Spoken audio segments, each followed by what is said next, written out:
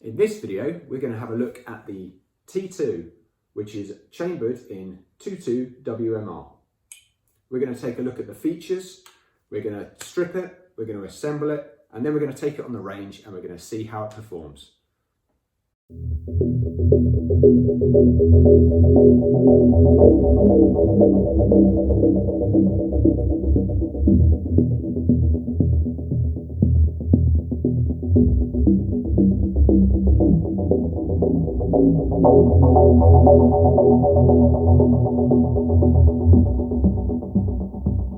Before we do anything with this new firearm, I need to make sure that it's clear. So at the moment, the working parts are held to the rear, so I can look inside the chamber. Chamber's clear, body's clear, and there's no magazine fitted. So magazine release, fire off the action, working parts to the rear, and then hold the bolt to the rear. So I'm happy that this firearm is clear. So let's have a look at the specifications and the features of this rifle. This variant is fitted with an extendable stock, so you can press the button and then you can pull the stock out. It has a working buffer tube in this one. It's a double spring, so it does absorb some of the recoil. Personally, I prefer the normal AR stocks where I can get a bit of a cheek weld for my shooting position. I find this quite uncomfortable to shoot from, but again, it's just a personal preference.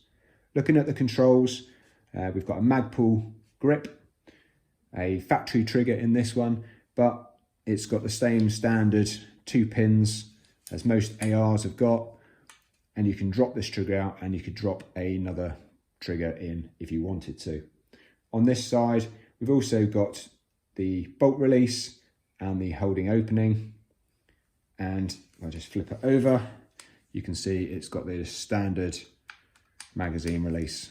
So that just operates the standard magazine release. So on the top, we've got the AR charging handle, and that locks in. This one is fitted with the Shield SIS sight. The SIS has 4 switchable reticles. It's got a 1 MOA, a 1 MOA and ring, an 8 MOA and ring, and then an 8 MOA dots. And you can cycle through those, just pressing and holding those 2 buttons to get your desired reticle. The optic has no moving parts, meaning your 0 will hold the same for each setting. On the elevation turret, it doesn't have any markings. It's got an arrow, which I assumed was up, which is how they are normally. And then for the windage, you've got an arrow and a L for left. However,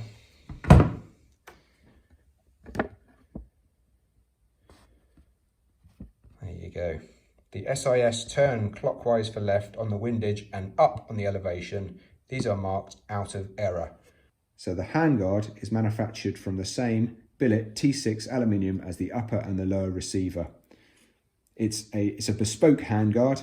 However, it's got a Picatinny rail that runs along the length of the top of the rifle, so you can fit on your attachments there. It's also M-LOK compatible on both sides and underneath, so you can fit other attachments should you wish. The barrel is a 12.5-inch Sasson barrel, and it's made in the UK from chrome moly steel. This one is a 1 in 14 twist, but there is an option to upgrade to a stainless steel and increase the barrel length up to 16.5 inches on the 22 WMR variant and 18 inches on the 223 variant. If you can see, there's a slight flaring on the mag well as well, just for making those magazine changes a little bit more smooth. And it's Cerakote in T2 Battle Grey. So to strip the T2, first thing you need to do is, same as any firearm, you need to make sure that it's safe. So rack the slide back, use the holding opening device, and check inside the chamber, make sure there's nothing in the chamber and nothing in the mag well. Let the slide go forward, fire a shot. So to strip this rifle, working parts to the rear, press and hold the button, slowly release, and then you will feel it engage the spring inside the buffer tube, and that holds the spring to the rear. So we'll push the rear pin through, just use our thumb, and then you can remove the working parts, bolt, charging handle, and then you can just push the pin through, and then you can remove the upper. So this is just a standard M4 charging handle. So again, you can get aftermarket parts if you did want to change anything. The bolts are designed and manufactured by T2 in the UK to fit standard AR-15 upper receivers. It's based on the standard AR-15 bolt, but it's been adapted for blowback operation. As you notice, it doesn't have any of the locking splines or the rotating bolt head on this variant. What it does do is you can still take out the firing pin just by moving the firing pin retaining pin as you would on a normal AR platform.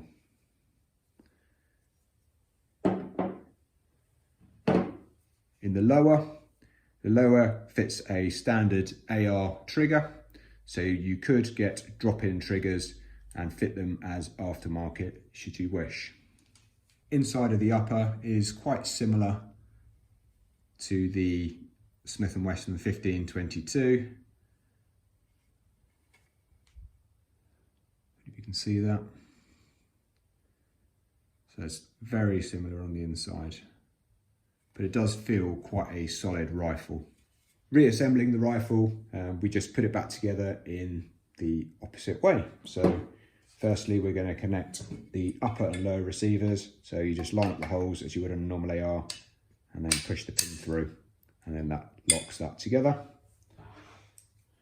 Charging handle in, and again that's just pushed in, and that keeps that secure. And then you've got the bolt, so again just drop that one in, shut them together, and then put the pin. Great thing about this, there's like no movement at all between the upper and lower. If you can see that, but you can see the joint, but there's no like visible light or anything like that through the joint. So it's quite a sturdy rifle actually. So we had a look at the features of the new T2 rifle. What I'm going to do now is I'm going to fit a bipod on the bottom Picatinny rail, and then we're going to take it over to the range and we're going to see how it performs. In case you're wondering, this is a Tier 1 Evolution tactical bipod. You can fold the legs up and then flick them down. You can also adjust the height just using the feet. These ones come standard with rubber feet, but you can get an adapter for multi-foot option, so you could put spikes or skis on these ones as well. So just to put them back in, you just press the button and put a bit of pressure on them, and then they hold in place. Right, let's go take this to the range and see what it can do. Okay, let's load up some mags.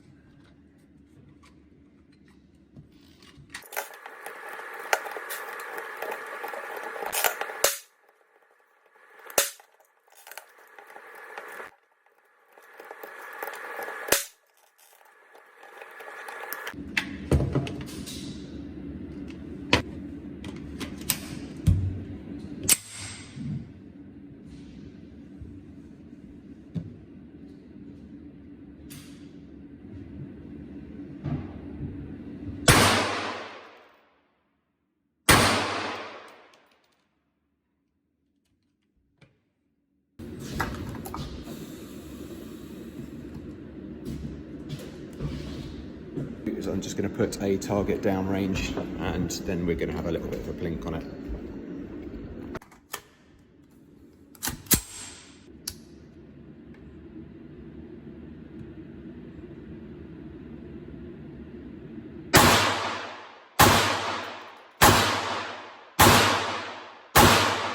So it's held open slightly by the magazine, but what you need to do is you need to pull the cocking handle back, lock it to the rear, and then drop the magazine. I'm just going to put some rounds through it and let's see how it performs.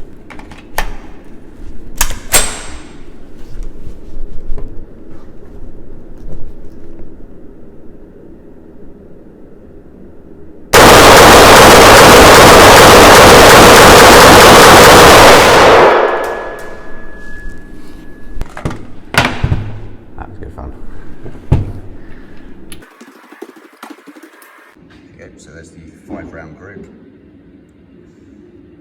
and there's the 14-round group, and that's with a red dot, so that's not too bad.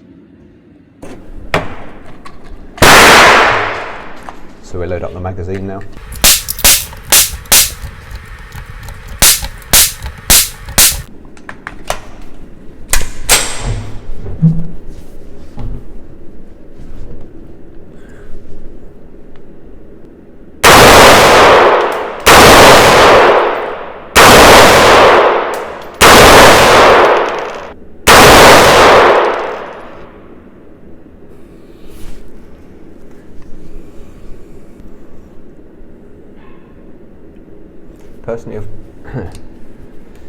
Personally, I find it a bit hard because you're resting your cheek on a buffer stock. I do prefer a stock, I think.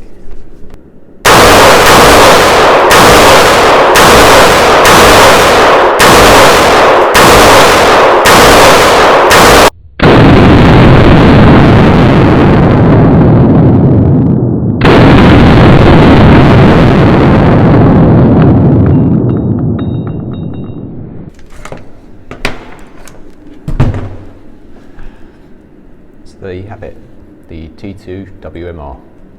So thanks for watching my video.